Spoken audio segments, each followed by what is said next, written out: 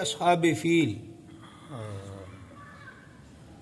اصحاب فیل ہاتھی نہیں سمجھتے.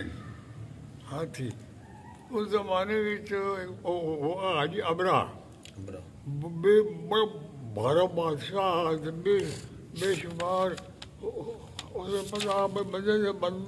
بندے کا مقابلہ تو بندے کر لیندے لیکن ہاتھی کا مقابلہ کوئی نہیں کر سکتا.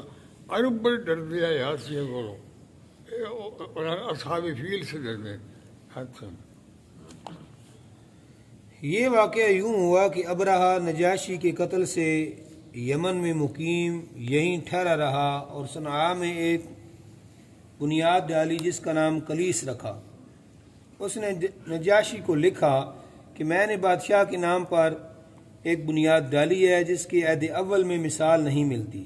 میری خواہش یہ ہے کہ کعبہ عرب کو یہاں پلٹا دو اور کسی کو کہیں جانے کی اجازت نہ دو.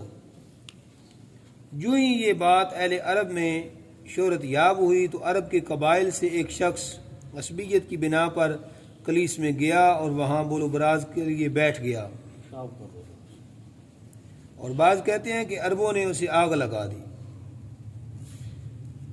معبد کلیس کی عمارت جو لکڑی کی بنی ہوئی تھی لیکن اسے سونے سے جڑاؤ کر دیا گیا تھا اس کو آگ لگ گئی اور تمام کی تمام جل گئی. وہ جو بنایا آدمی اس ابرا نواں بیت اللہ کہ بھائی لوگ مکہ مکرمہ نہ بلکہ پوجا پاٹ واسطہ اے میں خدا کا گھر بنانا. میں بڑا طاقت والا بادشاہ نہیں پورا کہتے صاحب ہاتھی رکھے گا کوئی لینا اس دی آمدہ. اس نے اپنا کعبہ بھی بنا لیا کہ بھئی اس کا بھی ذکر ہو رہا کہ وہ کعبہ ان عربہ ویکھیا اسے جلا دیتا یا اوپر. ابرہہ نے غضبناک ہو کر قسم کھائی کہ وہ خانہ کعبہ کو تباہ کر دے گا. چنانچہ حبشہ سے لشکر لے کر آیا. اس کے ساتھ مختلف روایتوں کے مطابق 1 یا 10,000 ہاتھی تھے. جب نزدیک پہنچے تو عبد المطلب نے تہامہ وادی مکہ کا تیسرا حصہ مال پیش کیا تاکہ وہ واپس چلے جائیں. انہوں نے یہ مال قبول نہ کیا. سوار ہو کر چلے. ہاتھی آگے آگے تھا. انہوں نے ہر چند ہاتھی کو حرم شریف کی طرف سلاخیں مار کر ہانکا لیکن وہ نہ چلا. اور جب وہ دوسری طرف ہاتھی کو چلاتے تو وہ رواں دواں ہو جاتا. وہ عاجز آ گئے تو انہوں نے چند آدمی بھیجے جو حضرت عبد المطلب کے اونٹ پکڑ لانے. عبد المطلب اونٹ لینے کے لیے ابرہہ کے پاس گئے. جب ابرہہ نے سو اٹھا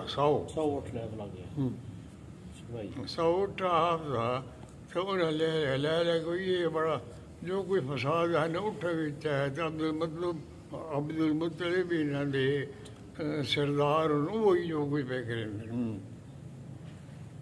جب ابرہہ نے انہیں دیکھا تو اس پر مصیبت طاری ہو گئی. اس نے پوچھا یہ کون ہے؟ وہ کہنے لگے یہ تہامی سردار ہیں. اس نے کہا عبد المطلب کا استقبال کیا اور تخت پر اپنے ساتھ بٹھایا اور پوچھا کہ آپ کیا چاہتے ہیں؟ عبد المطلب کہنے لگے کہ کچھ سواروں نے میرے اونٹ پکڑ لیے. ان سے کہیں کہ وہ مجھے واپس کر دیں. اس نے کہا اے سردار قریش میں تو اس گھر کی جس سے تمہاری عزت و شرف وابستہ ہے تباہ کرنے آیا ہوں.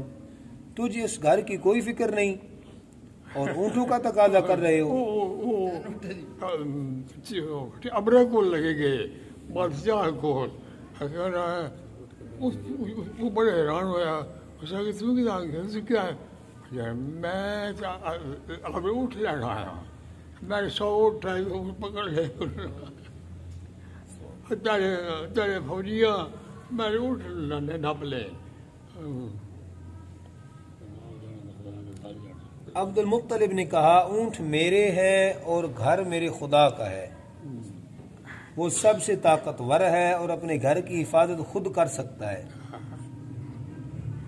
گھر والا جانا تو میں کی ہے میں تو اٹھ لینا ہے ونج بھی ہے ون نبڑ لیا اس نال ہاتھی چڑھا دی اس سے. عبد المطلب اونٹوں کو لے کر واپس لوٹے تو اسی وقت خانہ کعبہ کے دروازے کی زنجیر پکڑ کر دعا مناجات میں مشغول ہو گئے. اچانک ان کی نظر آسمان پر اٹھی. انہوں نے ایسے پرندے دیکھے جو کبھی نہ دیکھے گئے.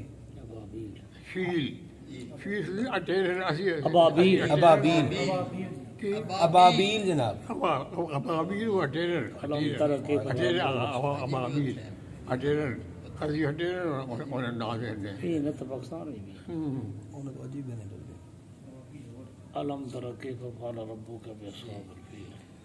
ہر پرندے کی چونچ میں چنے سے چھوٹا اور مونگ کی دال کے دانے سے بڑا پتھر تھا.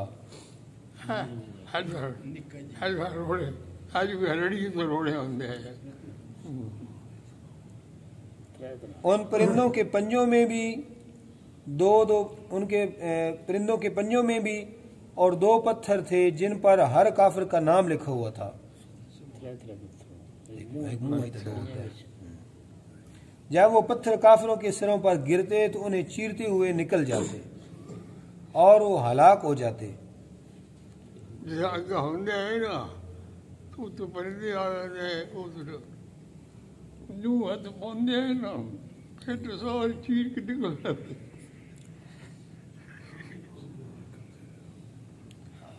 اگر کوئی کافر گھوڑے پر سوار ہوتا تو اس کے گھوڑے کو چیرتے ہوا نکل جاتا تاکہ وہ مرکب دونوں کو تباہ کر دیتا.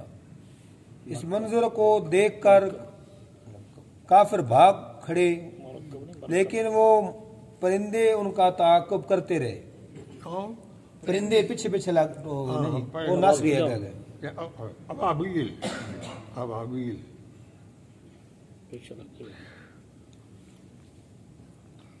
اور انہیں ہلاک کرتے رہے یہاں تک کہ ابرہا نہایت بری حالت میں ہلاک ہوا. ابرہا بھی ہلاک ہوا.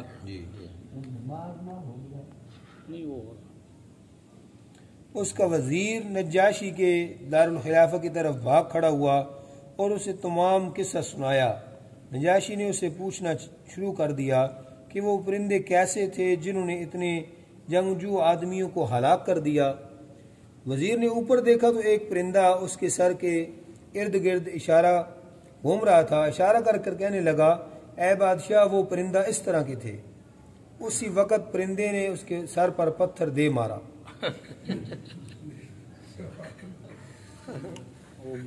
اور دیکھتے دیکھتے نجاشی کے سامنے ہلاک ہو گیا. یہ سب حضور علیہ السلام کے زمانہ اقدس کے قریب ہونے کی اور آپ کی نبوت کی علامات تھیں. استقبال ہو رہا